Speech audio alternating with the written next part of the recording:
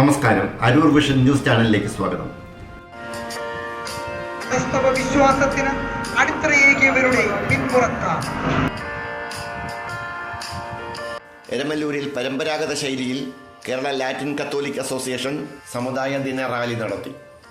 KLCA Eramallur യൂണിറ്റിന്റെ നേതൃത്വത്തിൽ പാരമ്പര്യ ലത്തീൻ ക്രൈസ്തവ വേഷവിധാനങ്ങളും ആഭരണങ്ങളും ധരിച്ച് പരമ്പരാഗത കലാരൂപങ്ങളും പ്രദർശിപ്പിച്ച് പൈതൃകം 2024 എന്ന പേരിൽ റാലി സംഘടിപ്പിച്ചു.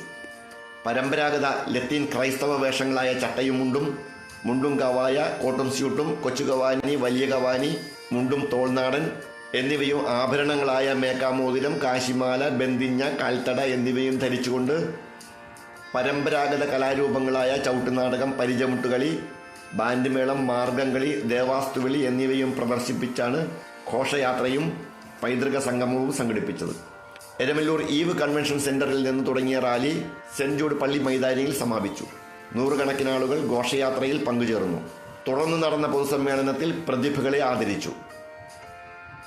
എരമല്ലൂർ സ്വദേശികളായ ജർമ്മനിയിലെ പ്രവാസികളുടെ സംഗമം deputy collector Joseph Stephen Roby ഉദ്ഘാടനം ചെയ്തു. ഇടവക വികാരി റവറന്റ് ഡോക്ടർ ഫ്രാൻസിസ് കുരിശിങ്കൽ അനുഗ്രഹ പ്രഭാഷണം നടത്തി.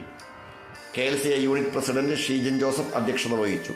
കാസ കോൺസലാറ്റ mother superior sister Anila, programme convener Sony Pavelil, secretary Joy Maliyekkal, treasurer Benny Mangalath എന്നിവർ പ്രസംഗിച്ചു.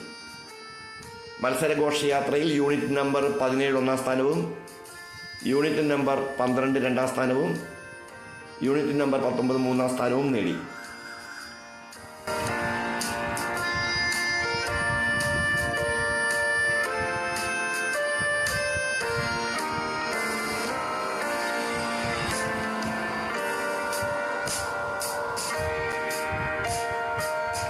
അരൂർ വിഷൻ ന്യൂസ് ചാനലിന് വേണ്ടി LS അശോക് കുമാർ. നന്ദി.